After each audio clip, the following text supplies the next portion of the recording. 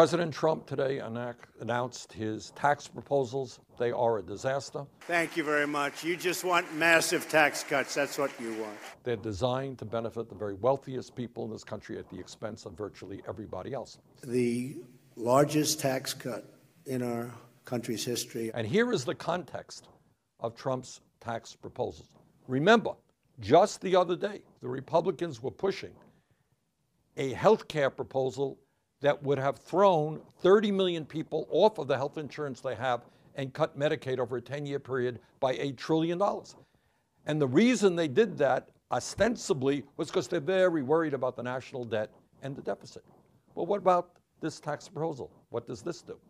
Well, what this does is give massive tax breaks to the wealthiest people in this country and the largest corporations, and significantly increase the national debt by trillions of dollars. So you cut Medicaid by $1 trillion, throw people off health insurance in order to have the money available to give tax breaks to the wealthiest people in this country. We are living now at a moment of obscene and grotesque income and wealth inequality. Top 0.1% now owns as much wealth as the bottom 90%. 52% of all new income goes to the top 1%.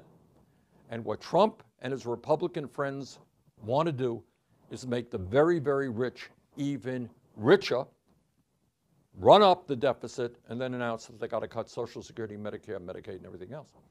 Let me give you one example in this tax proposal, just one example of how absurd it is. Trump wants to repeal the estate tax. The estate tax applies only to the top 0.2%. The very, very, very richest families in this country, 99.8% of the American people do not pay a nickel in estate taxes. If that estate tax were repealed, we would lose something like $269 billion in revenue over a 10-year period. Families like the Walton family and the Koch brothers and the Adelson family, Sheldon Adelson, and families like the Trump family, multi-billionaire families would receive huge tax breaks while the middle class continues to shrink. Now, by standing together as a nation, we were able to defeat these disastrous health care proposals that the Republicans proposed.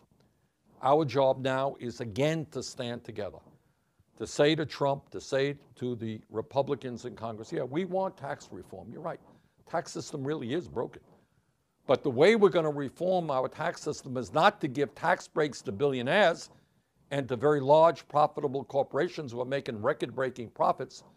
What we are going to do is finally demand that the wealthiest people in this country and the largest corporations start paying their fair share of taxes. That is tax reform. So let's work together, and I think if we do, we can beat this back, because the American people are pretty clear that at a time of so much inequality in America, the last thing we need to do is to make the very rich richer and everybody else poorer. Let's go forward together. Thank you.